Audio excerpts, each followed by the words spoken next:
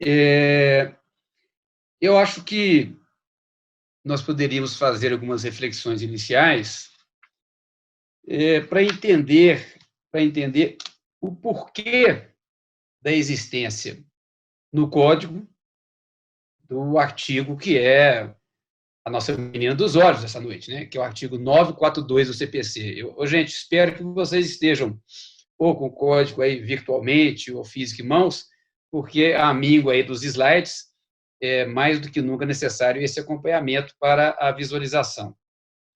Esse artigo 942 do CPC, nós vamos esmiuçá-lo adiante, ele traz essa técnica de julgamento por colegiado ampliado nos tribunais, quando instalada a divergência entre os julgadores nos moldes do que lá preconizado.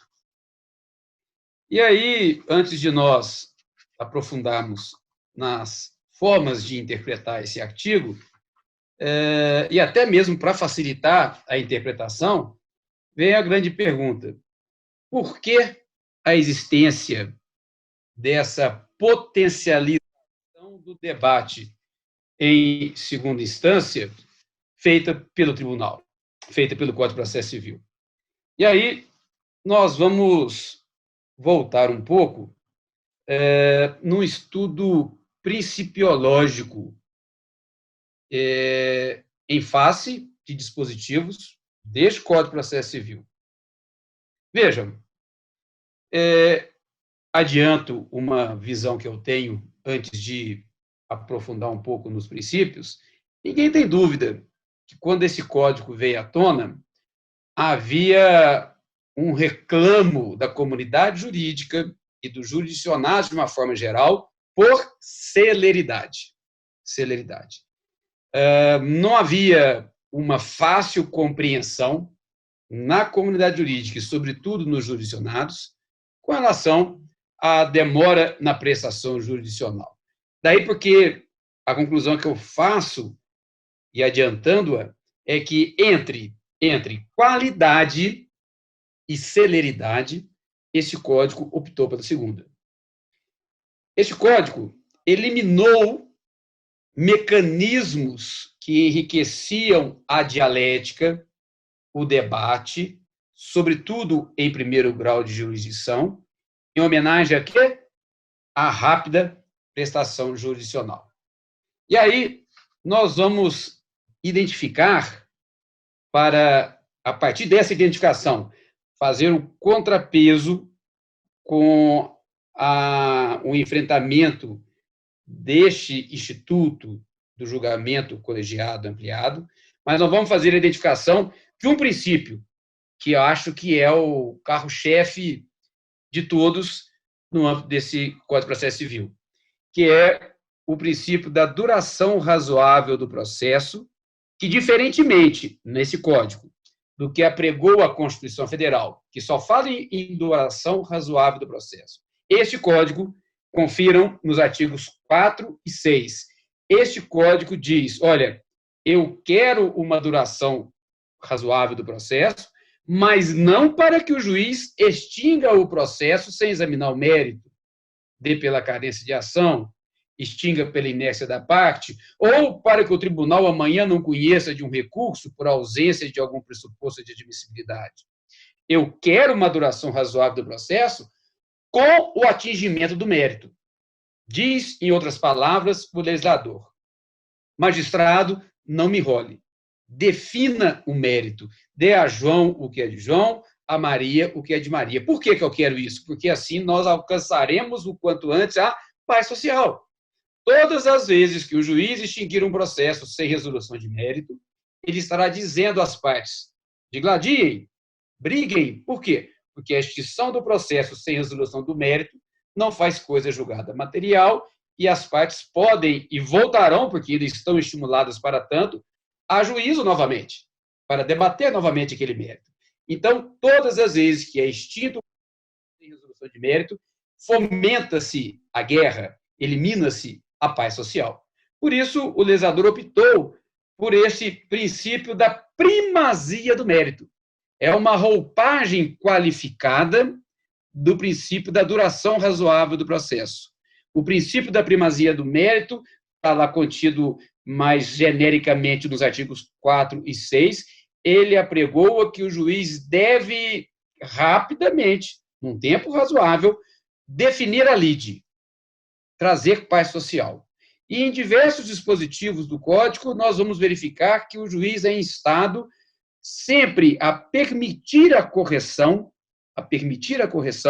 de qualquer vício, em vez de extinguir o processo. Aliás, no campo recursal, esse princípio da primazia do mérito ele ganha corpo no artigo 932, parágrafo único, que diz categoricamente ao tribunal, antes de não conhecer de um recurso e, portanto, causar desestímulo, desapontamento ao jurisdicionado, porque ao não conhecer de um recurso, você, tribunal, não terá dito nada, absolutamente nada, sobre quem tem ou deixa de ter razão. Então, antes de não conhecer do recurso, oportunize as partes. Primeiro, debater sobre aquele pressuposto de admissibilidade, permitam que elas debatam, e segundo, permita que haja a correção do vício, para que, a qualquer instante, possa a parte suprir aquele vício que poderia levar ao não conhecimento do recurso, porque, em última análise, deseja-se o conhecimento do recurso. Então, nós temos esta desejada duração razoável do processo com foco no mérito, a primazia do mérito. Nós temos, no artigo 8º do CPC, o princípio que é muito próprio do direito administrativo, que prega a eficiência, ou seja, que as soluções judiciais sejam pragmáticas, sejam de fácil aplicação, e, novamente, voltamos à questão da primazia do mérito, que elas resolvam sobre o bem material em discussão e não fiquem filosofando sobre questões de ordem formal. Então, soma-se a duração razoável, a primazia do mérito, o princípio da eficiência.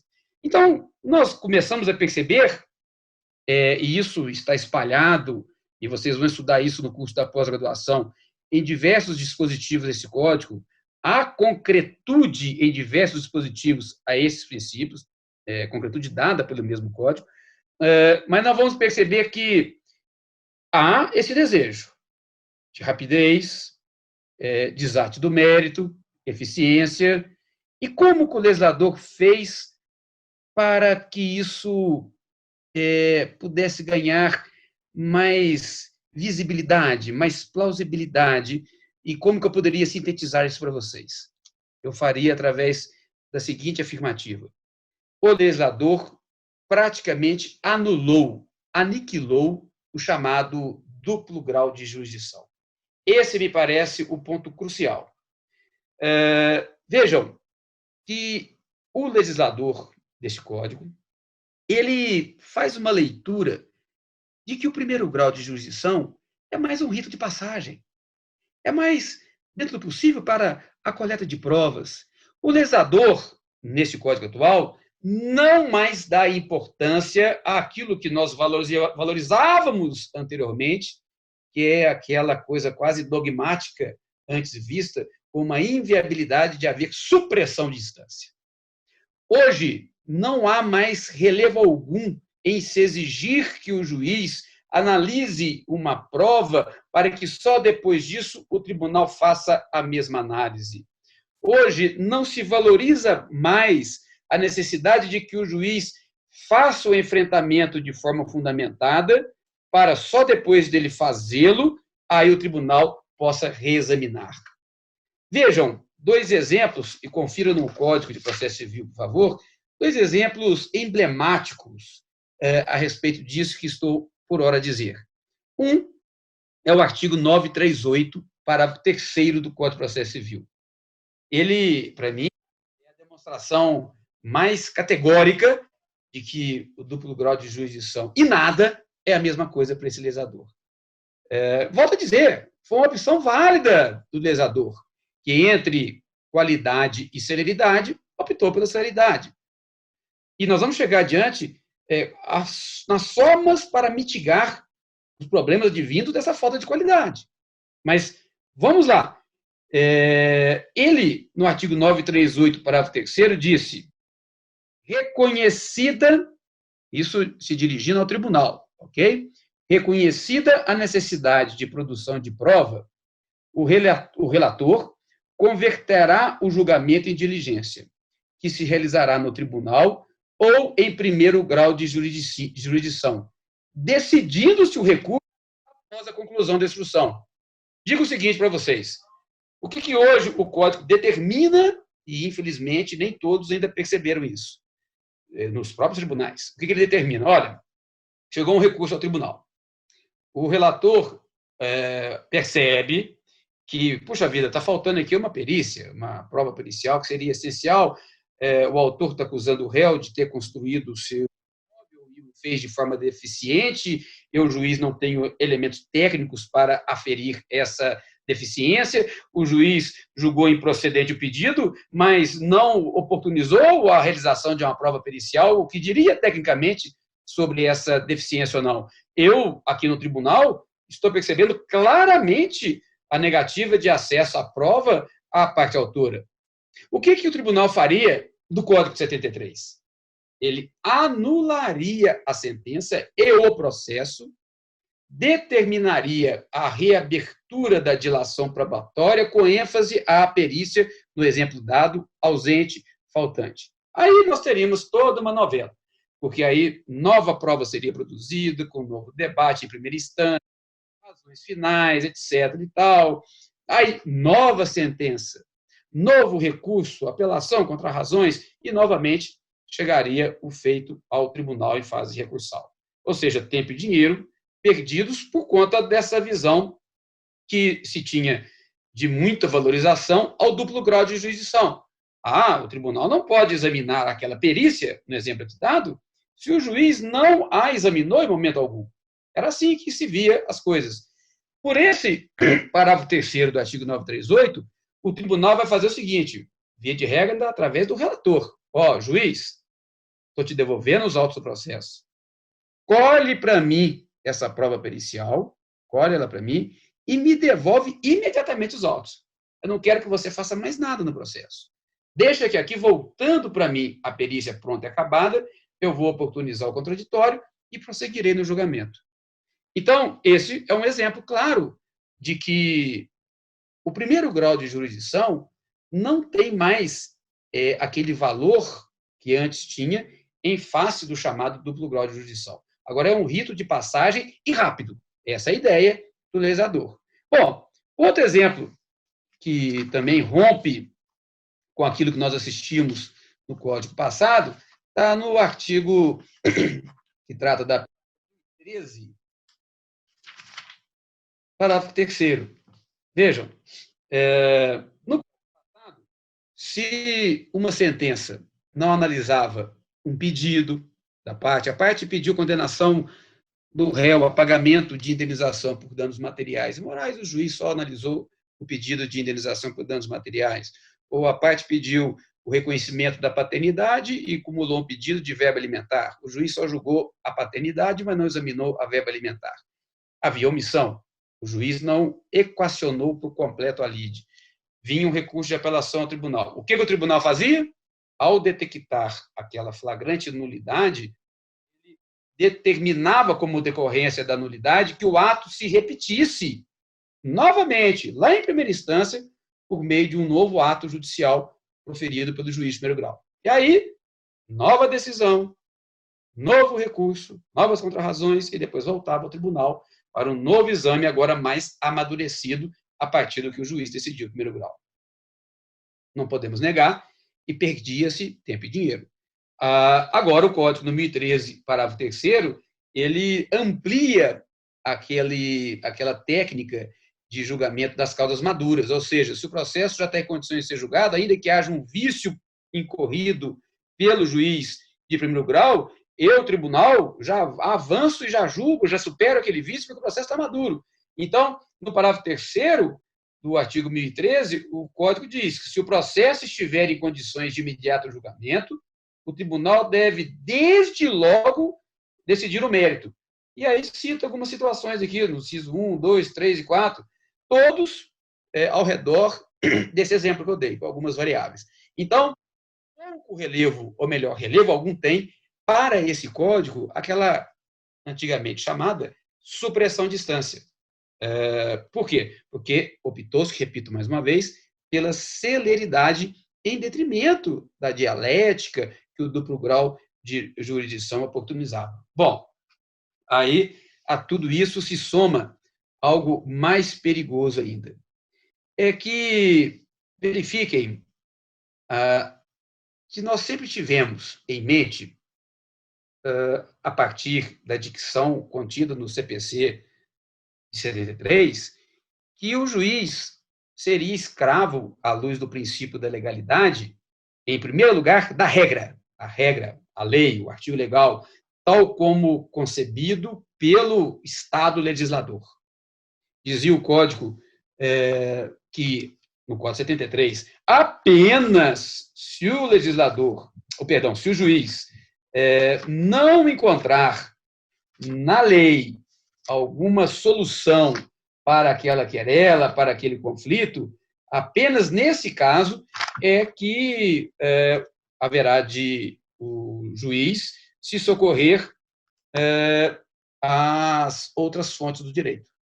Então, no Código de Processo Civil passado, falava-se que, não encontrando o juiz, vejo aqui no artigo 126 do Código 73, falava que, se referindo ao juiz, no 126, diz aqui, no julgamento da lide, caber-lhe-á ao juiz aplicar as normas legais, primeiro a lei, aí vem o Código que diz, não as havendo, não havendo lei, aí sim recorrerá à analogia, aos costumes e aos princípios gerais do direito.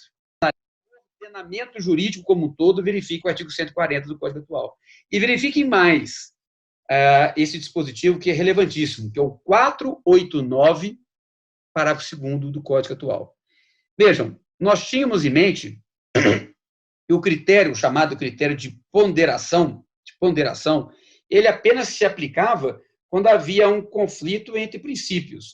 Entre o princípio da segurança jurídica e o princípio da dignidade humana, eu vou, por exemplo, na questão do direito a saber as minhas origens, a saber a paternidade, tribunal, eu vou diminuir um pouco a segurança jurídica e vou levantar a bola um pouco mais do princípio da dignidade humana. Com base nesse raciocínio, por exemplo, que o Supremo entendeu, mesmo havendo coisa julgada material, negando a paternidade, mas se depois, por outros elementos, sobretudo através do exame de DNA, o investigante quer reinquirir ou perquirir novamente aquela paternidade, ele pode fazê-lo superando a segurança jurídica. O que o Supremo fez nessa ocasião? Ele comparou os dois princípios, segurança jurídica de um lado, dignidade humana do outro. Ele chegou à conclusão que, nesse contexto, aplicando o critério da ponderação, ele devia baixar um pouco a bola da segurança jurídica e levantar um pouco a bola da dignidade humana, para que a pessoa possa saber as suas origens. Isso sempre foi viável em havendo conflito de princípios. No caso de conflitos entre leis, a própria lei de introdução às normas do direito brasileiro já nos ensinava, já nos dizia, a lei nova revoga a anterior, a lei específica na lei genérica, e por aí vai. O que acontece agora no artigo 489, parágrafo 2º? Ele permite que o juiz, em situações específicas, supere a opção legal, a opção do legislador, e faça preponderar um princípio. Por quê? Porque o legislador, nesse artigo 489, parágrafo 2º, ao tratar do critério da ponderação, ele pôs em prática aquilo que eu chamo de horizontalidade das normas. O artigo 489, parágrafo 2º, botou no mesmo pé de igualdade, sobretudo, os princípios em face da lei, das regras legais. Vejam o que diz o artigo. No caso de colisão entre normas, ele não fala colisão entre princípios. Ele não fala colisão entre artigos legais. Ele fala colisão entre normas. Então, eu posso ter um artigo do Código Civil que está, eventualmente, em conflito, vamos exemplificar aqui, com o princípio do melhor interesse do menor. inclusive é de origem constitucional. Então, nós temos conflito entre normas, um princípio e um artigo legal. Nessa colisão entre normas, diz o Código, o juiz deve justificar o objeto e os critérios gerais da ponderação efetuada, enunciando as razões que autorizam a interferência na norma afastada, ou seja, ele afasta uma norma, e as premissas fáticas que fundamentam a conclusão. Ou seja, o juiz pode, num dado concreto, numa situação concreta, e isso tem sido feito muito antes desse Código, sobretudo pelo STJ, pelo STF também, ele pode afastar uma opção legislativa para que prepondere um princípio. E os princípios podem ser explícitos e implícitos. Podem decorrer da Constituição, mas podem decorrer do sistema no âmbito infraconstitucional. Então, nós temos aqui um poder enorme que o próprio Código de Processo Civil dá ao juiz. Então, vejam, vamos somando. Aniquilamento do duplo grau de jurisdição. Para que isso? Para que haja celeridade, para que haja atenção à primazia do mérito, para que haja eficiência. Some-se a isso essa discricionariedade que se atribui ao juiz, para que ele possa, em algumas vezes, se agarrando a princípios, negar a própria opção legislativa. Vejam. Bom, nós estamos assistindo uma construção assustadora. Qual contraponto a tudo isso?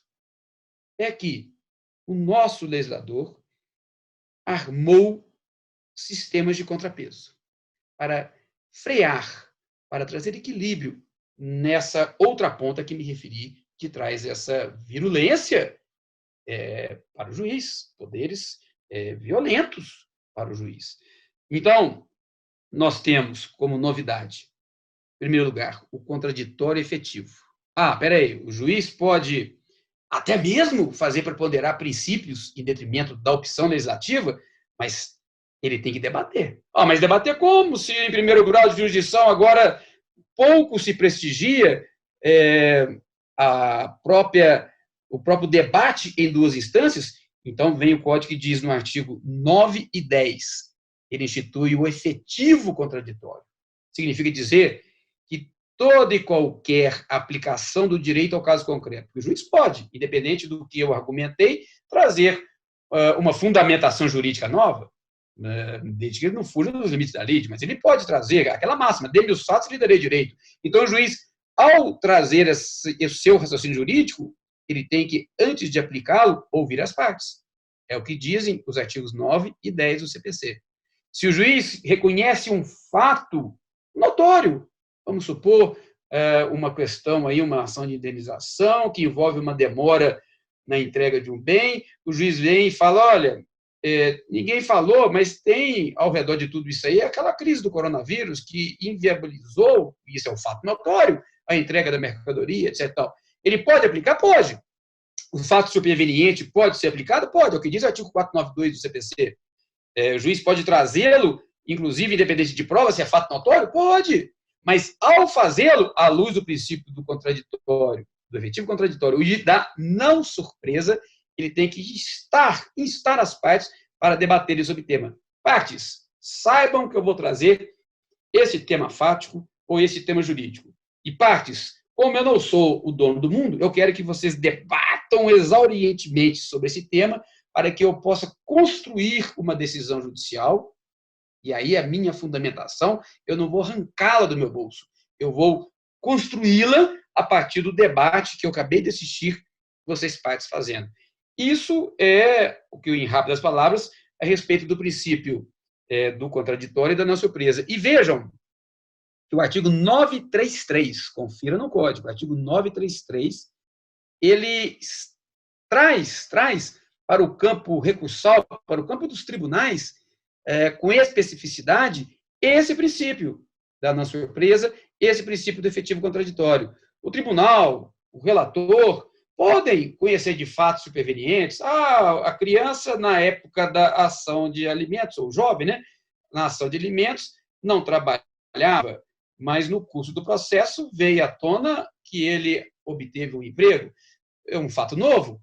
Em tese, pode ser trazido, porque vai influenciar na lide, mas diz o artigo 933. É fato novo? É fato superveniente? Tudo bem. Então, você, relator, vai paralisar o processo, instar as partes para um debate a respeito deste fato novo. Ou então, você, relator do tribunal, numa ação em que se discute um concurso público, a parte acessou aquele cargo público, mas no debate discutiu-se, percebeu-se que houve ilegalidade, ela não observou algo no edital, enfim.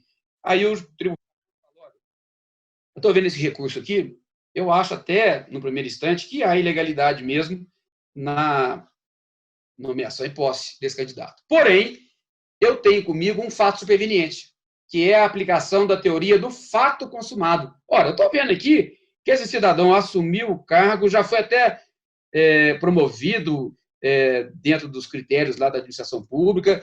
Eu agora não vou mais, por conta de um fato lá atrás, excluí-lo dos quadros da administração pública. Eu vou prestigiar a teoria do fato consumado, aplicando-a ao caso concreto, é um fato posterior, eu posso fazê-lo, a teoria do artigo, aqui já citado, 492.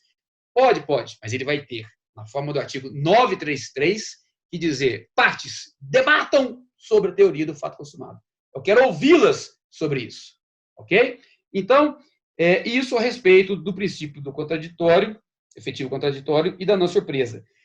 Tudo isso vai nos levando a um outro ponto, que me parece essencialíssimo, como contraponto àqueles outros princípios aos quais já me referi, que trazem aquele poder perigoso nas mãos do juiz, sobretudo com o aniquilamento do duplo grau de jurisdição, que é o princípio da estabilização da jurisprudência. O que o Código fala? Olha, juiz, eu estou te dando um poder discricionário relevante, ao ponto de você poder fazer preponderar um princípio em detrimento de um artigo legal.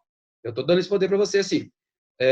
Olha, eu estou acelerando os processos, eu estou eliminando aquela coisa dogmática que vedava a supressão de instância. Eu estou acelerando, eu quero primazia do mérito, quero celeridade.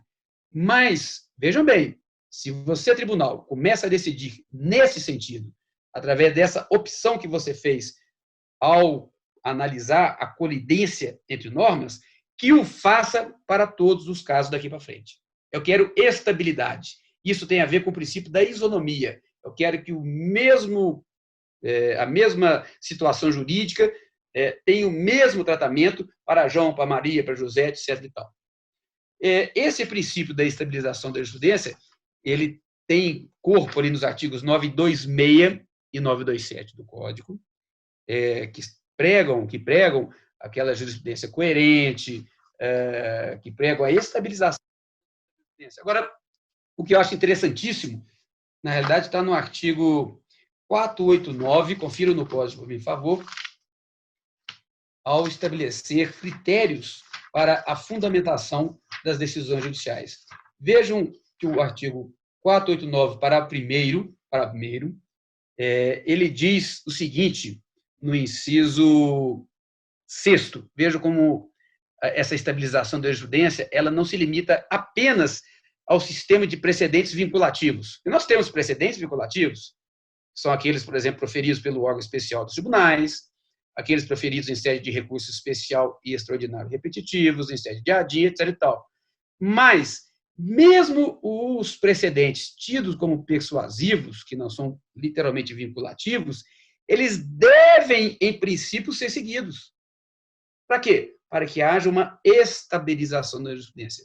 Ao ponto de, nesse inciso 6º do artigo 489, parágrafo 1º, o legislador dizer que não será fundamentada aquela decisão que, abre aspas, deixar de seguir enunciado de súmula, jurisprudência ou precedente invocado pela parte sem demonstrar a existência de distinção.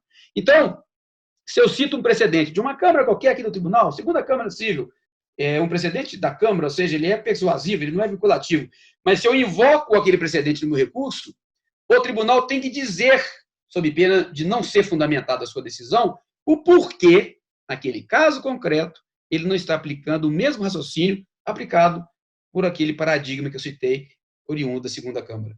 Então, a ideia é que se comece a gerar segurança jurídica, repetindo o mesmo pensamento jurídico em cima de situações similares.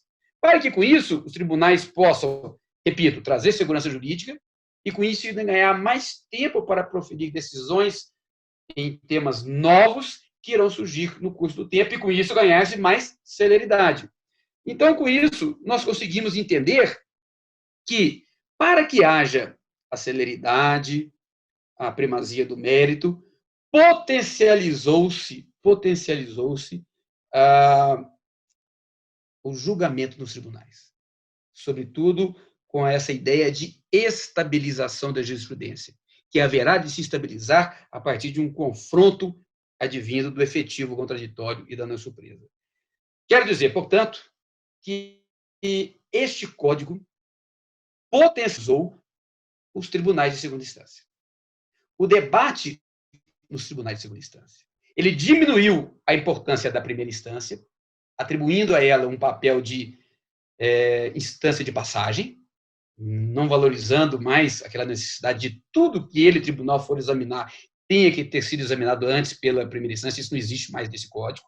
Gostemos ou não, essa foi a opção. E, com isso, eu quero chegar no tema proposto para essa nossa aula inaugural, que é o julgamento, ou a técnica de julgamento ampliado nos tribunais quando há divergência. É o que está lá no artigo 942. Vejam, e confiram aí no código, por favor, né? Esse artigo 942, ele vem permitir que, havendo a divergência no julgamento, por exemplo, de uma apelação, um dá provimento, outros dois negam provimento, amplie-se, sem maiores burocracias, o julgamento, amplia-se o quórum, colhe-se mais 2 votos dos outros 2 magistrados, para que se possa até mesmo permitir a inversão do resultado do julgamento. Aí, os mais novos diriam, mas isso é uma invenção que foi meio que criada, arrancada aí da mentalidade criativa do legislador? Não. Na realidade, isso é muito importante para que nós possamos fazer mais adiante uma interpretação teleológica da norma. O que é a interpretação teleológica? Por que o legislador fez isso?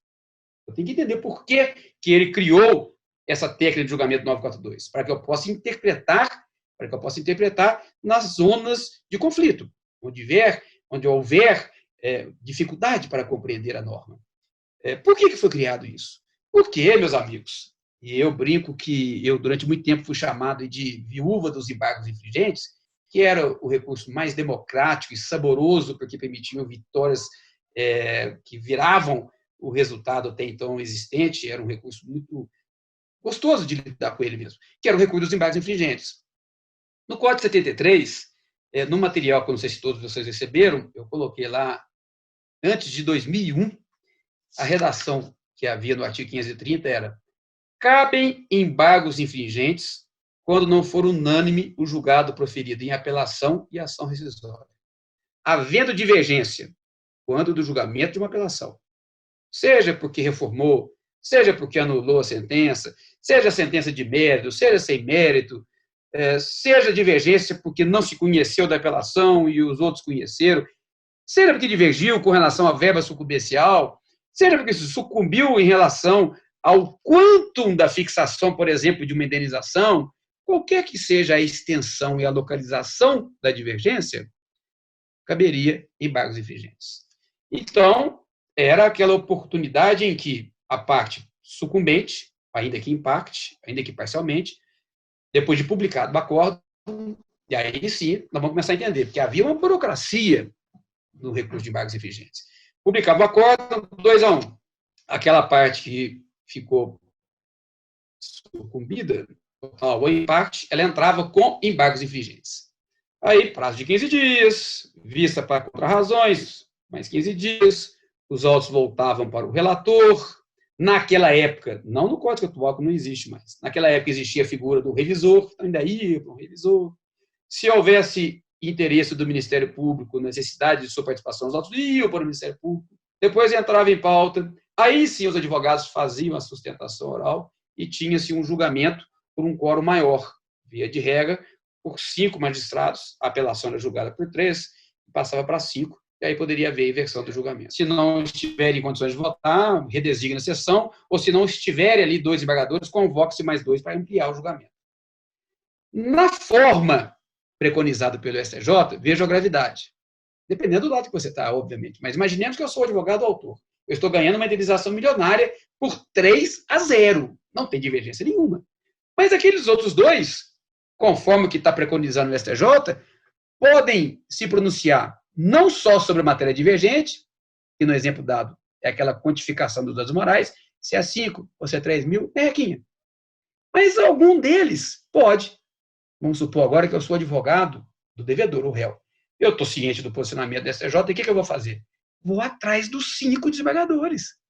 Vou chegar nos 2 e dizer, meu amigo, aqui, decide esses danos morais aqui de maneira favorável ao meu cliente. Mas deixa eu falar uma coisa para você. Olha que absurdo a procedência desse pedido. Não tem prova nenhuma. O sujeito está dizendo aqui que o meu cliente abalroou o veículo dele, que morreram não sei quantas pessoas. Tal. Olha aqui, foi ele que furou o sinal. O desembargador, ou os desembargadores, os 3 que votaram, não perceberam que tem um boletim de ocorrência aqui, que foi o autor da ação que furou o sinal. Ele que é o causador, com exclusividade do acidente. E com isso, os outros 2 podem votar pela improcedência integral do pedido. Integral. Aí fica 3-2. 3-2. Então, em tese, o réu continuaria perdendo. Mas, observem o artigo 942 que nós estamos estudando e verifiquem que ele prevê expressamente que os votantes, olha aqui no parágrafo 2º do 942, os julgadores que já tiverem votado poderão rever seus votos por ocasião do prosseguimento do julgamento. Então, aqueles 2 que foram antenados por mim, advogado do réu, olha, esse pedido aqui tem que ser totalmente improcedente, inclusive essa condenação milionária aqui de danos morais. Eles julgam improcedente, convencem mais um daqueles 3 que votaram e reverte o placar para 3-2. Ou seja, em cima de um tema que não era divergente, o réu reverte totalmente o resultado. Então, fica o alerta para o advogado do autor não ficar muito distraído no contexto desse. E para o advogado do réu, num exemplo como esse, é o que existe para ele. É o que tem. É o que tem, é o que está à disposição. Ele correr atrás dos outros 3 que já votaram, além dos 2 que ainda vão votar, fazer uma belíssima sustentação oral para virar o placar, inclusive naquele ponto em que não havia divergência. Então, essa técnica de julgamento, ela nos traz uma novidade interessante a partir desse entendimento da STJ, em que nós podemos reverter o quadro, inclusive onde não há divergência. Discordo totalmente desse entendimento da STJ, mas eu divergir de um cachorro latir é a mesma coisa. Então, vamos lá ficar atentos em relação a isso. Eu ainda chamo a atenção para mais uma coisa. A gente, advogado, tem que encontrar soluções, ainda que seja no suspiro final. Vejam, nós todos sabemos que há questões que são conhecíveis de ofício e não se sujeitam à preclusão. Matéria de ordem pública. Por exemplo, não conhecimento de um recurso. O juízo de admissibilidade é feito de ofício para ser matéria de ordem pública. Por exemplo, aquelas matérias do artigo 485, parágrafo 3º do CPC, que são aquelas conhecíveis de ofício, como é o caso de carência de ação. Por exemplo, aquelas preliminares que eu posso invocar em contestação, diz o Código no 337, parágrafo 5º, que elas são conhecíveis de ofício. Ou então aquelas nulidades que, pela sua gravidade, não precluem e podem também ser conhecidas de ofício. Tudo isso eu posso invocar pela primeira vez antes do julgamento derradeiro, porque não há preclusão. Então, imaginem, num julgamento em que houve divergência, naquele exemplo mesmo, vamos pegar aquele exemplo, a divergênciazinha lá, por causa de 2.000 contos nos danos morais. Eu posso, ainda que não haja divergência nenhuma, e aí isso eu sustento, porque aí é diferente daquela outra situação que nós tratamos agora há pouco. Quando a matéria é de ordem pública, mesmo não havendo divergência, como ela é uma imposição ao Estado-juiz, o Estado-juiz tem que aplicar aquela norma de ordem pública, eu posso invocar, mesmo não havendo divergência, pela primeira vez lá da tribuna, aos julgadores, o seguinte, ó, julgadores, deixa eu falar uma coisa para vocês, Isso aqui não era nem julgamento de mérito que deveria ser feito. Essa procedência aqui não deveria haver em hipótese alguma, porque era o caso de ilegitimidade, ou é o caso de falta de interesse de agir por essa ou por aquela razão. Ou digo mais, o recurso de apelação, que a parte agora vencedora está logrando êxito, ele não deveria nem ter sido conhecido, porque ele é fora do prazo. Então, mesmo aquelas matérias de ordem pública, ou sobretudo aquelas matérias de ordem pública, podem e devem ser conhecidas, ainda que não haja divergência, na fase do artigo 942. Eu digo isso a partir de uma interpretação teleológica mesmo, porque como o Código não diz nada obstando isso, e como o Código afirma claramente que essas matérias de ordem pública devem ser conhecidas de ofício enquanto não houver o trânsito julgado, ele diz claramente isso, e aí então até uma interpretação sistemática, mas uma interpretação teleológica foi o seguinte: a ideia não foi substituir os embargos infringentes? Foi. Ora, na época em que vigorava o recurso de embargos infringentes, a jurisprudência era pacífica, no sentido que, em sede de embargos infringentes, deveria o tribunal examinar, inclusive quando não houvesse divergência, aquela matéria de ordem pública. Então, por essa dupla razão, eu sustento que é possível, sim, haver esse exame de ofício por matéria não divergente. Aliás, quando eu falo eu sustento, gente, eu vou fazer uma divulgação aqui, eu não sei se vocês vão ver, que é nesse livro que eu sustento isso. Vocês podem me ajudar, já comprar esse livro, Recurso e Procedimentos Tribunais, já está na 5ª edição, estou em breve passando para a 6ª, mas a 5ª edição é bem atual, da editora De Plácido, viu? Eu vou até mostrar de novo aqui, ó, Recurso e Procedimentos Tribunais de minha autoria. Da mesma forma, deixem de ser muquiranos e compre esse livro também aqui da minha autoria, que é Recurso Especial no Novo CPC, da editora Del Rey. Vocês podem comprar um e outro via internet. Esse também está na 5ª edição, viu? Ó, vou mostrar para vocês verem. Tá? Então, eu sustento por escrito, é isso que eu acho que deve prevalecer, é o que eu acho que irá prevalecer. O STJ não se manifestou sobre isso ainda, quando instado for a se manifestar. Bom, prosseguindo, vamos ver agora o procedimento. Como é o procedimento na aplicação desse artigo 942, essa técnica de julgamento ampliado? Em primeiro lugar, esse artigo 942, ele não exige um ato da parte.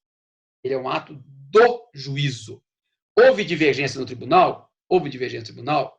É evidente que o ideal é que o advogado esteja ali presente, e, para tanto, ele terá que se opor ao julgamento virtual, né? Nós somos sempre intimados a manifestar oposição ou não, e aí é importante que, se eu tiver alguma percepção que haverá divergência, o melhor é eu manifestar oposição ao julgamento virtual, porque em haver divergência, e se eles distraírem ali, ou se por alguma razão entenderem que não é o caso, eu peço a palavra pela ordem e digo: senhor presidente, essa matéria aqui é divergente e ela atrai a aplicação do artigo 942. Então, a minha presença enquanto advogado ali, ela me parece extremamente relevante. Agora, o que eu quero dizer é o seguinte: ela é relevante porque é assim que acontece na vida como ela é.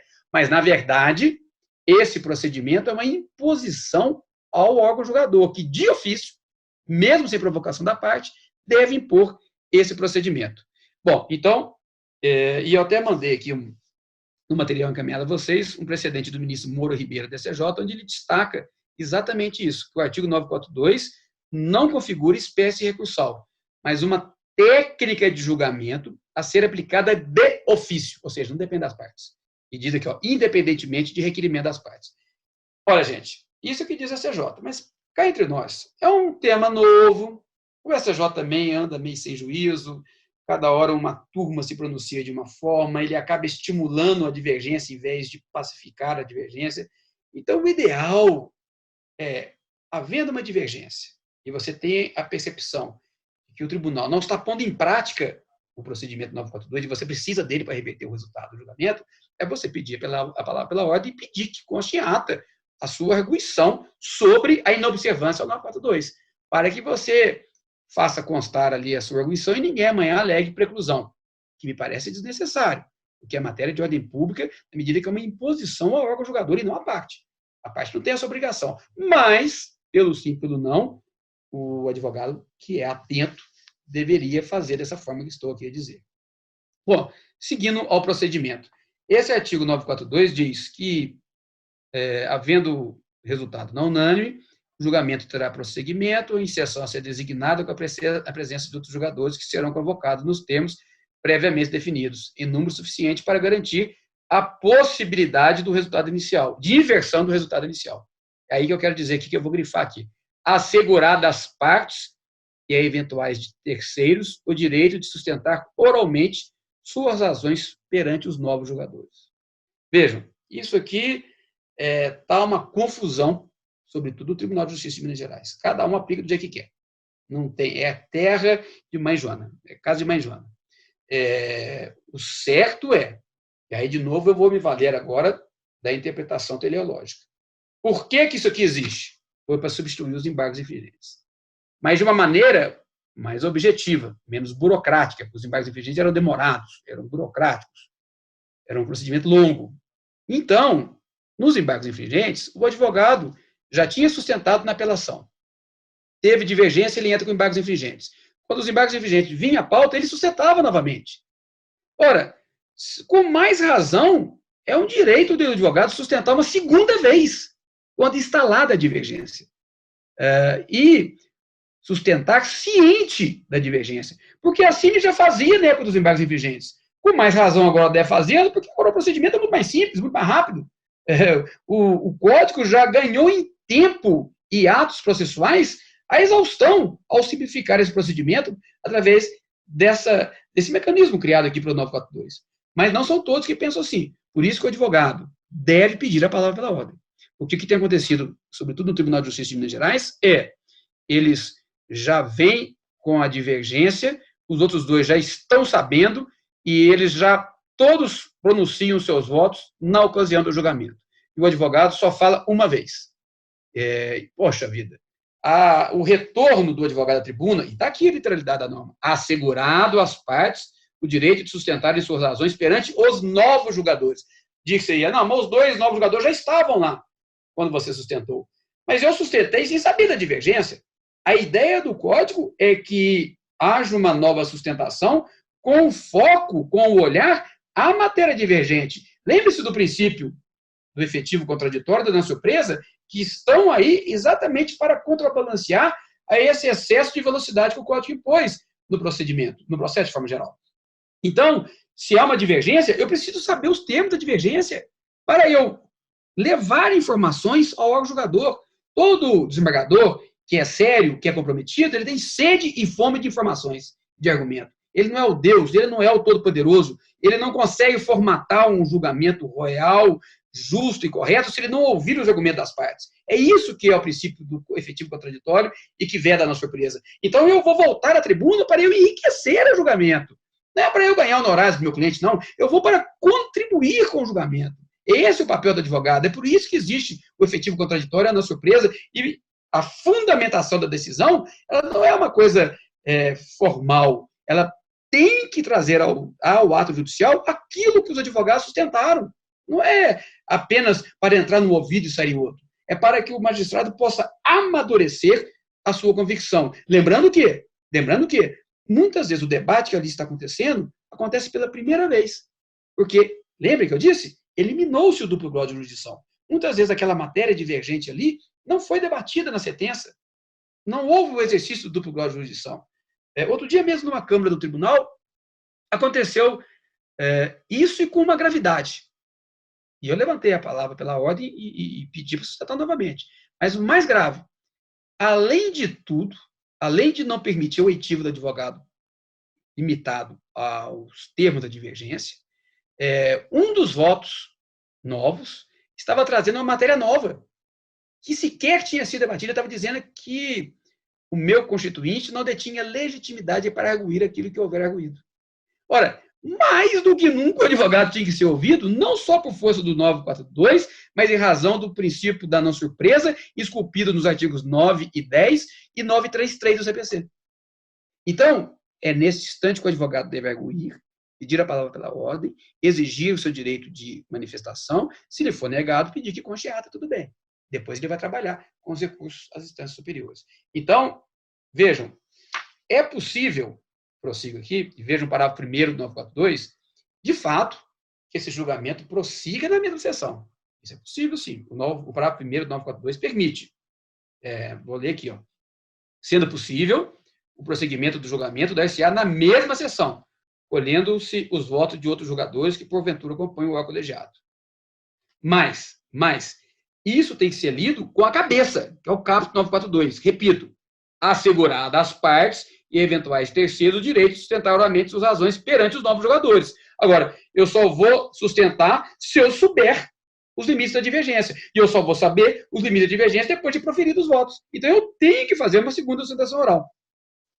Olha, seguindo, à luz de tudo isso que eu estou dizendo aqui, eu até chamo a atenção para um fato aqui, eu encaminhei para vocês aqui um precedente, do Tribunal, da relatoria do eminente desembargador Renato Dresch, que ele fala isso que eu disse aqui, que é real mesmo, o prosseguimento do julgamento ampliado, na mesma sessão de julgamento, desde que assegurada às partes o direito de proferir sustentação oral perante os novos jogadores, não configura nulidade. Mas eu acrescento, desde que assegurado proferir sustentação oral após a aprovação da divergência. Não é aquela primeira sustentação oral em que todos os 5 estavam lá e eu nem sabia que os 5 iriam votar, porque eu não sabia da divergência ainda, que é válida. Eu tenho que sustentar depois que instaurada a divergência. E tem um outro precedente da relatoria do professor desembargador Oliveira Firmo, que ele fala, inclusive, o seguinte, veja a importância de, às vezes, eu me opor ao julgamento virtual. Não viola direito da parte de sustentar oralmente suas razões o prosseguimento na mesma sessão do julgamento em que há divergência, grife-se, se a parte não se opõe ao julgamento virtual. Então, meu amigo, houve julgamento virtual, divergência virtual, prosseguimento virtual. Se você quer suar a camisa em prol da tese que você sustenta, nesse caso você tem que se opor ao julgamento virtual. Bom, tentando caminhar aqui para o encerramento, gente, viu? E fique à vontade aí, gente, se quiserem me provocar aí para esse negócio, chat, né? Você também chama isso. Mas vamos lá. Bom, eu sou advogado, tá aí. Foi feita a lambança. Teve divergência e eu não pude assistir, porque assim não entendeu o tribunal, a ampliação do julgamento. O que eu faço? Bom, eu já disse aqui, por cautela, peça a palavra pela ordem e consiga em ata. Mas trata-se de nulidade insuprível, insanável, que não se sujeita à preclusão. Digo isso porque o artigo 941 impõe ao presidente da Câmara, sem necessidade de manifestação da parte, a coleta de todos os votos, e aí, digo eu, inclusive, no caso do julgamento ampliado dos 2 novos magistrados, e isso se trata de competência absoluta, incompetência absoluta. E esta, nós todos sabemos, não se sujeita à preclusão. Tanto é verdade, que ela pode ser atacada até mesmo por ação rescisória pós-trânsito julgado, ao que prevê o artigo 966, inciso 1 do CPC. No material que eu encaminhei para vocês, eu citei aqui precedente do STJ, que trata dessa incompetência absoluta, conhecível de ofício, em um precedente do ministro Felipe Salomão. E agora, eu levantei, me deram uma banana e não complementaram o julgamento. O que eu faço? Embargos declaratórios. Eu vou invocar a existência de uma nulidade e, portanto, há uma omissão, porque é uma nulidade que deveria ser conhecida de ofício, e os embargos declaratórios, eles podem invocar omissão, não só em virtude daquilo que eu invoquei e não foi respondido, mas também daquilo que o julgador deveria conhecer de ofício. Vejam 1022.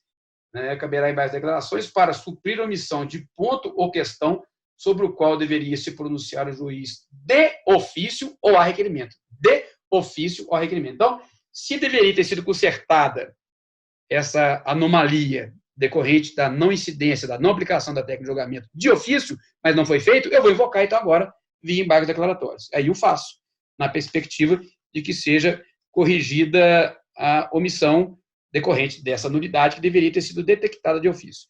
Eu encaminhei esse material para vocês e diversos embargos declaratórios que estão aplicando isso que eu estou sustentando. Então, isso não é nenhuma grande novidade, isso não é nada do outro mundo. Se há essa omissão, eu tenho que trabalhar por embargos declaratórios. Até porque, cauteloso que sou, e se eu estou com o olhar voltado ao próximo passo, que seria o recurso especial, eu, por cautela, devo provocar o pré-questionamento do tema. Pré-questionamento a teoria da súmula 211 do STJ, o debate expresso do tema jurídico que será levado ao STJ. Então, eu não posso ir direto Até posso, mas por cautela não devo fazê-lo. Ir direto para o STJ e invocar essa nulidade. Eu devo primeiro provocá-la por embargos declaratórios, operando a possibilidade do prequestionamento. Depois, eu vou na ofensa via recurso especial, na invocação de ofensa, ao artigo 9.4. Então, mas eu mandei aqui para vocês acordos que dizem isso, e sobre os embargos declaratórios. E digo mais, só para reflexão.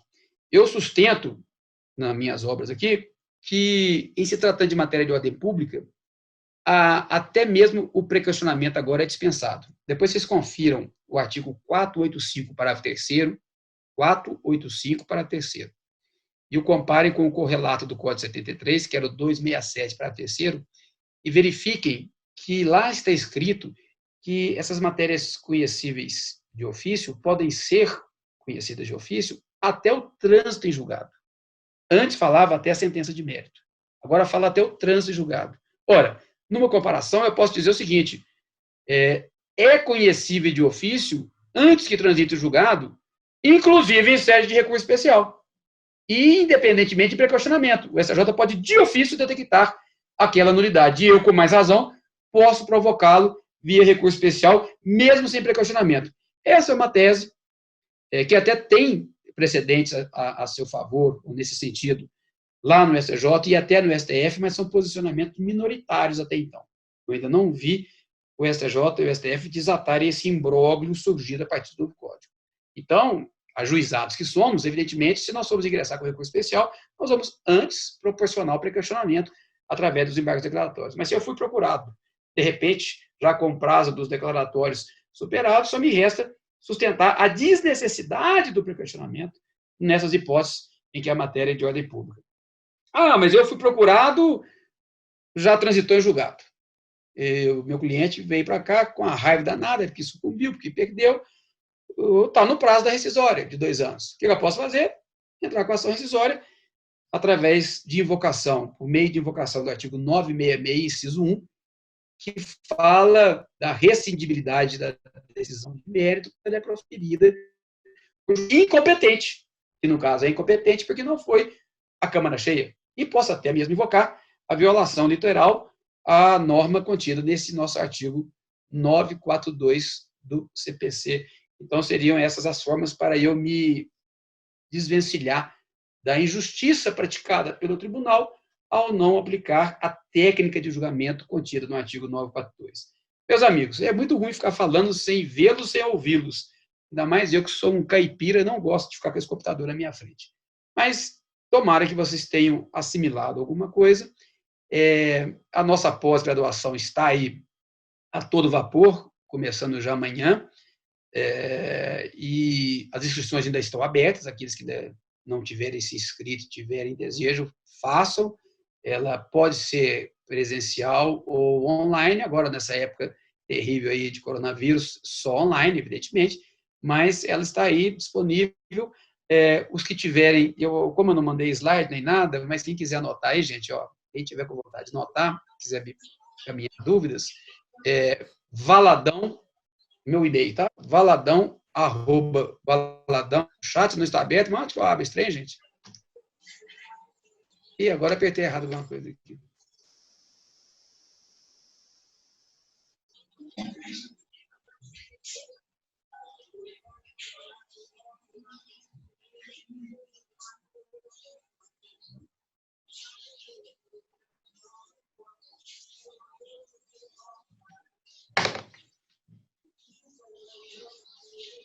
Agora levou o diabo.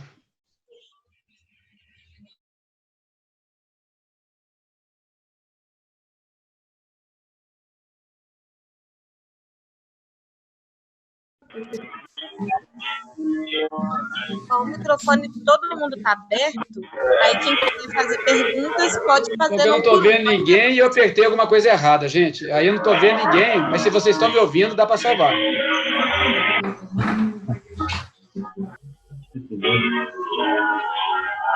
Alguém gostaria de fazer alguma pergunta? Pronto, peraí, resgatei aqui. Onde que eu aperto para abrir o chat? O chat, ele está na parte de baixo, pasta. Professor. Oi, estou ouvindo, tá dando para ir, vamos lá. Na sua opinião, o pré-questionamento é obrigatório? Vejam, O pré-questionamento, como regra geral, é verdade imposta à parte que depõe o recurso especial. Isso porque a origem dele, na realidade, não é só jurisprudencial, como se costuma dizer. Quando a Constituição, nos artigos 102 e 105, diz que caberá um recurso especial e extraordinário nas causas decididas. Esse decidido gerou o tal do famigerado pré-questionamento. Ele continua uma realidade.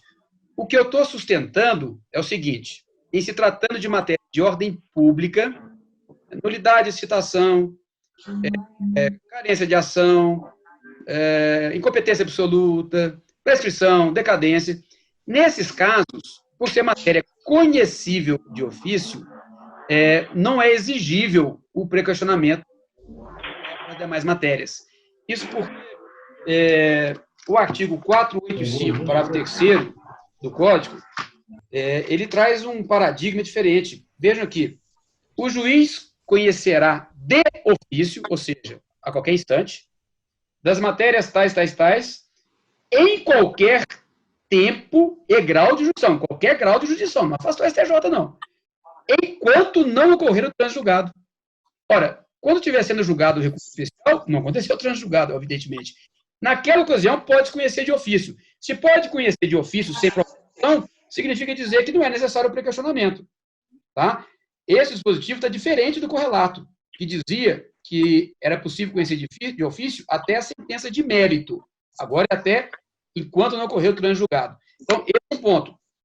O ideal é que nós façamos pré-questionamento, porque nós não... Eu não sei mais. O STJ. Mas, se você tiver apertado, pode sustentar isso. Agora, outro ponto que eu quero dizer é o seguinte, sobre o pré-questionamento. Ele continua sendo exigível, mas, diferente do que acontecia... Vocês estão me ouvindo? Sim. Diferente do que acontecia no Código 73, hoje a minha obrigação é entrar com embargos declaratórios. O tribunal não examinou a alegação minha de culpa concorrente no acidente de trânsito e eu invoquei lá o artigo 945 do Código Civil. Eu entro com os declaratórios. A matéria é só jurídica, ela não é fática. A matéria é jurídica. O STJ não responde. No Código passado, eu teria que invocar a nulidade do acordo dos declaratórios com ofensa ao artigo 535 do Código Processual Civil de 73, o STJ ia anular o acordo. E tudo iria se repetir.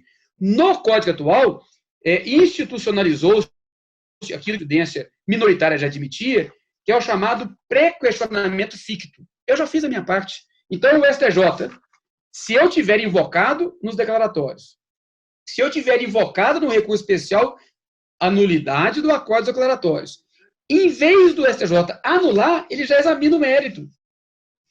1025, que diz que consideram-se incluídos no acórdão os elementos que para fins de pré-questionamento.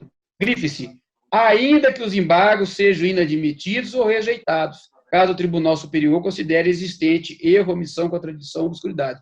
Então, tentando responder a sua pergunta, o pré-questionamento continua existindo, mas houve uma mitigação na forma de exigi-lo. Hoje, o STJ, se a matéria for só de direito, desde que eu invoque a existência do vício, seja por embargos declaratórios, seja por recurso especial, ele já pode, por conta própria, STJ, avançar no mérito, sem ter que, novamente, como fazíamos na vigência do Código 73, anular aquele acordo dos embargos de declaração. Essa é a mudança mais drástica em relação ao pré-questionamento. A outra é essa que eu te falei, que nós temos que trabalhar isso com muito cuidado, que o STJ ainda não enfrentou, que é a desnecessidade quando a matéria é de ordem pública. Isso em virtude desse artigo 485, parágrafo 3º do Código vigente. Lembrando que isso também não é só uma invencionice a partir desse artigo, não. Já há entendimento, já havia entendimento do STJ, do STF, minoritário, é verdade, admitindo essa inaplicação do pré-questionamento quando a matéria é de ordem pública. Eu mandei. Professor. Diga. Professor Luiz, uma dúvida. Como funciona na prática o procedimento de julgamento estendido? Depois de proferidos os votos, o relator ou o presidente da sessão anuncia que, em havendo divergência Será designada nova data para que ocorra o julgamento com a turma cheia? Como que funciona isso? Vejam, o artigo 942, parágrafo 3º, ele deixa duas alternativas, né? Na verdade, não há dois acórdãos, tá? É um procedimento que se prolonga. Tanto que, e isso é importante dizer, houve julgamento com divergência. Pelo amor de Deus, você não vai recorrer disso, não. O julgamento não concluiu ainda, até porque qualquer desembargador pode voltar atrás a qualquer instante antes de concluir o julgamento. Então, houve julgamento, mas com divergência, né? Aí, o presidente da Câmara, vejam o caput 942, ele pode designar nova sessão e convocar novos desembargadores, caso não tenham os outros dois disponíveis. Ou ele pode designar nova sessão também, caso os outros dois que estão ali disponíveis não estiverem em condições de votar. Então, a primeira opção, ele suspende e o julgamento prosseguirá em nova sessão a ser designada. Outra alternativa é a que está no parágrafo 1º. Sendo possível, o prosseguimento do julgamento deve-se-á na mesma sessão. Então, se os outros dois que lá estão estiverem em condições de proferir os seus votos, na mesma sessão é perfeitamente viável que haja o prosseguimento do julgamento. Tá pronto, né? 4x4. Não, é batidinha. Batidinha. Professor, Diga. Não tem mais. Em questão da ação rescisória, o artigo 942 fala que quando o resultado for a rescisão da sentença. Uhum. O 1043, que fala sobre embargos de divergência, fala que é embargável do inciso 4º, nos processos de competência originária divergir do julgamento de qualquer outro órgão do mesmo tribunal. Como que funciona nesse caso? Também, nesse caso específico, cabe embargo de divergência? Não, peraí, vamos lá. A ação rescisória, ela já é julgada por um colegiado maior, via de regra estipulado pelos respectivos regimentos internos. Primeira coisa, de fato, a ação rescisória, havendo divergência. Mas qual divergência? Se houver o resultado final de procedência da rescisória. Se houver procedência, amplia-se através da técnica de julgamento. Mas você falou uma coisa interessante. O parágrafo 3º, inciso 1, fala: a técnica de julgamento prevista nesse artigo aplica-se igualmente ao julgamento não unânime proferido em ação rescisória quando o resultado for a rescisão da sentença. Olhem a tecnia do legislador. Não é só sentença. Ele deveria ter seguido, e aí a interpretação sistemática, que me permite corrigir essa tecnia aqui. E no resto do código, quando ele trata de decisão de mérito, ele não usa mais a expressão sentença. Ele usa a expressão decisão de mérito. Então, a ação rescisória, ela, se houver divergência com precedência, será não só quando estiver se rescindindo a sentença. Pode ser o acórdão, a ação rescisória pode ser direcionada contra o acórdão que substituiu a sentença. Pode ser contra uma decisão monocrática que julgou monocraticamente uma apelação que reformou uma sentença. Pode ser contra uma decisão interlocutória de mérito. Lembrem que esse código, eu já falei aqui agora há pouco, ele fomenta as decisões interlocutórias de mérito. E o Código Processual Civil, ele admite ação rescisória contra decisão interlocutória. Então, a expressão sentença é totalmente a técnica. Aqui nós temos que ler ação rescisória quando o resultado for a rescisão da decisão. Decisão, expressão genérica. Então, o primeiro erro é esse. Isso aqui está errado. E tem que ser corrigido de forma inteligente numa interpretação sistemática do Código Processual Civil. Né? Só para ilustrar o que eu estou falando aqui, vejam que o artigo 966 do Código, ao tratar das hipóteses permissivas de ação rescisória, ele, corretamente agora, ele se refere, olha lá, à decisão de mérito. Ele não usa, antes o Código falava sentença. Estava errado no Código passado. Agora o Código corrigiu. A decisão de mérito. Só que aqui o legislador cochilou. Ele, em vez de usar decisão, usou sentença. Então, esse é o primeiro erro. Então, voltando. Ação rescisória, havendo divergência, e a divergência sendo pela procedência da rescisória, deve-se ampliar o colegiado na forma do 942. não cabem, você falou do embargo de divergência. No embargo de divergência é apenas cabível lá no STJ ou no STF, tá? Quando houver divergência entre órgãos fracionados daqueles tribunais superiores. Esse embargo de divergência aqui não é aplicável ao nosso tribunal de segundo grau. Ele é o recurso pelo qual a parte sucumbente ela insta o STJ ou o STF para pacificar a sua própria jurisprudência. O papel do STJ, o papel do STF não é trazer do direito do direito federal, mas uma turma está entendendo de um jeito, outra turma está entendendo do outro. Para pacificar isso, como que a parte faz? Ela entra com embargo de divergência. Então, o embargo de divergência é apenas quando houver divergência entre órgãos fracionados do STJ e do STF. Não se aplica. Mas olha o inciso 4º, fala que nos processos de competência originária. Nesse caso, também não se aplica a ação rescisória? No inciso 4, o inciso 4 foi revogado. Olha lá para você ver. Foi revogado. Está revogado? É porque no meu CPC não está. Que foi aquela lei que veio junto com... Quando entrou em vigência, olha lá, revogado pela Lei 13.256, nos processos de competência originária. Não, é porque, de início, e volto a dizer, isso aqui é só para STJ e STF, tá? Não se aplica ao nosso Tribunal de Segundo Grau. Esses embargos de divergência, vejam lá no 1043, ele se refere a STJ e STF, porque ele se refere a recurso extraordinário e recurso especial. Aí, o legislador teve o ímpeto de ampliar esses embargos de divergência para as divergências também em processo de competência originária, e aí entra a ação rescisória. Você tem razão, porque a ação rescisória pode ser proposta originariamente no STJ ou no STF. Só que, logo em seguida, o legislador corrigiu isso, e com essa Lei 13.256, ele tirou essa alusão a processo de competência originária. Então, nós ficamos na divergência em sede de recurso extraordinário e recurso especial por órgãos, divergência por órgãos fracionados do tribunal. Uma turma entende de um jeito, outra turma entende. Professor? Opa. Para o senhor, a violação do princípio da não surpresa e do efetivo contraditório quando a turma não libera ao advogado o voto divergente antes do julgamento ampliado, impedindo que ele saiba de antemão onde está a divergência? Eu poderia responder isso de uma forma assim, apaixonante, uma ótica corporativista e de uma ótica mais razoável. Primeira premissa, para eu poder sustentar oralmente em cima da divergência, eu tenho, obviamente, que conhecer a divergência.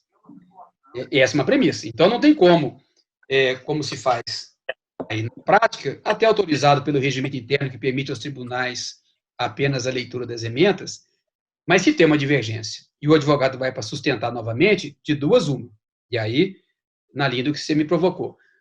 Ou o tribunal suspende e me disponibiliza o voto, eu posso ler na hora, ou ele suspende e redesigna uma sessão para que eu tenha acesso ao voto, aí tanto faz. Ou vai acabar acontecendo, mas na prática não é o que eu tenho visto, ou então os guardados leem o voto. O que não há previsão de que tem que haver uma suspensão do julgamento para o advogado ter acesso. Agora, o que é indispensável, sob pena de ofensa à não surpresa e ao efetivo contraditório, é o advogado sustentar novamente sem ter acesso à íntegra do voto. Ainda que seja lido ali, ou ouvido ali numa leitura, a partir de uma leitura dos advogadores, ou então que se lhe entregue ali no momento. Cá entre nós. De uma forma mais pé no chão. O ideal, quando houver divergência, é que o tribunal suspenda o prosseguimento do julgamento, disponibilize o voto impresso aos advogados, para que eles possam exercitar com maestria e contribuir para a prestação judicial com uma sustentação oral ciente da inteireza do voto. Esse é o ideal. Mas não é o que acontece. E eu acho que isso, quando chegar no STJ, a tendência é se interpretar dessa forma. Então, vejam, se você está no tribunal, o presidente da Câmara fala, e eu já vi isso acontecendo lá, meu amigo, tá aí a divergência, aí se vira. Mas eu não conheço a divergência. Não deixe de fazer constar em ata que você não teve acesso aos votos. E nessa situação, eu creio que o STJ anulará. O que eu não acho que o STJ vai exigir é que haja uma literal suspensão do julgamento com a disponibilização expressa com tempo para o advogado ler o voto. É o ideal. Quer dizer, eu não acho que é o que vai prevalecer. Mas eu sempre, dentro do possível, defendo essa segunda alternativa, que é mais até corporativista e que é mais pé no chão, porque o ideal para eu poder sustentar é que eu conheça com tranquilidade a extensão dos votos proferidos.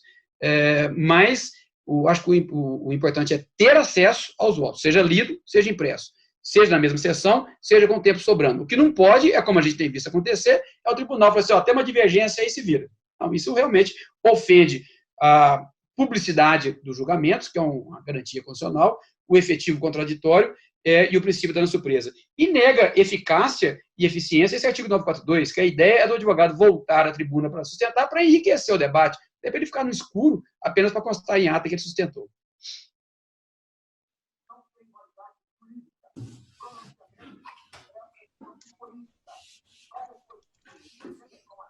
Nenhuma dúvida, gente?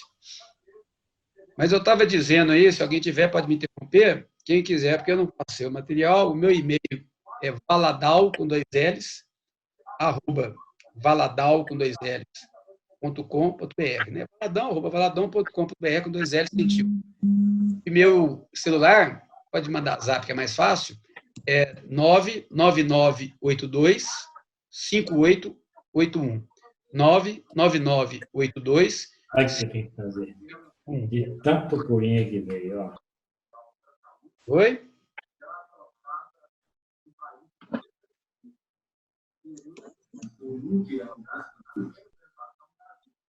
Ok, gente? Acho que Mais nenhuma dúvida? mesmo no fundo, professor. Oi? Acho que é só conversa mesmo no fundo. Acho o quê? É uma conversa no fundo, um barulho no fundo na casa mesmo, que aí parece que é uma pergunta, mas não é não. Professor, Oi? eu gostaria de saber se, em alguma medida, o senhor entende que o acolhimento ou a rejeição do pedido de justiça gratuita pode ser considerado mérito na decisão inicial, a ponto de ensejar, em caso de divergência, essa ampliação do julgamento? Eu entendi o seu raciocínio, mas, gente, advogado tem que trabalhar dentro da realidade, que hoje é uma incerteza total. Não acharia esdrúxulo tentar a ampliação numa situação como essa, mas, sinceramente, eu não acho que é isso de jeito nenhum, porque a ideia do artigo 942, ao falar do julgamento ampliado, no caso de divergência em agravo, ele fala que agravo de instrumento quando houver reforma da decisão que julgar parcialmente o mérito.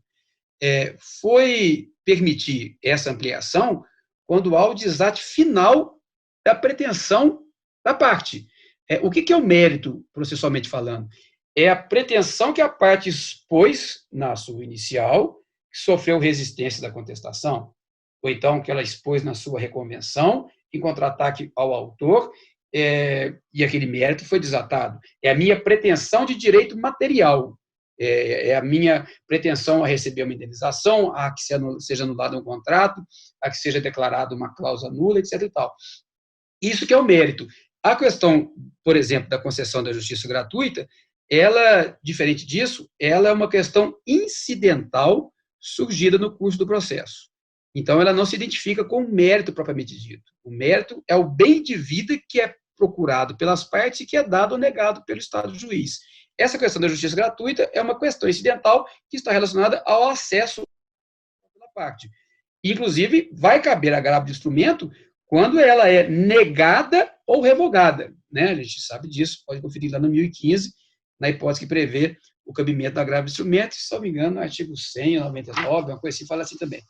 Quando o juiz concede, não cabe agravo de instrumento, e sim a parte poderá invocar esse tema preliminarmente em sede de apelação. A ideia do legislador é acessar o tribunal quando é negada a justiça gratuita, porque a parte quer ter a justiça gratuita, não está conseguindo, e imagina-se que está sem dinheiro, ela precisa que o tribunal intervenha logo. Quando a parte recebe a justiça gratuita, ainda que indevidamente, não tem pressa. Esse é o raciocínio do legislador. Então, deixa para decidir isso quando do julgamento da apelação. Mas, respondendo a sua pergunta, eu penso que não cabe esse julgamento ampliado nessa hipótese, não.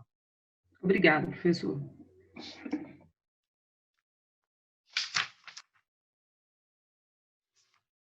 Só lamento, gente. Mais nada.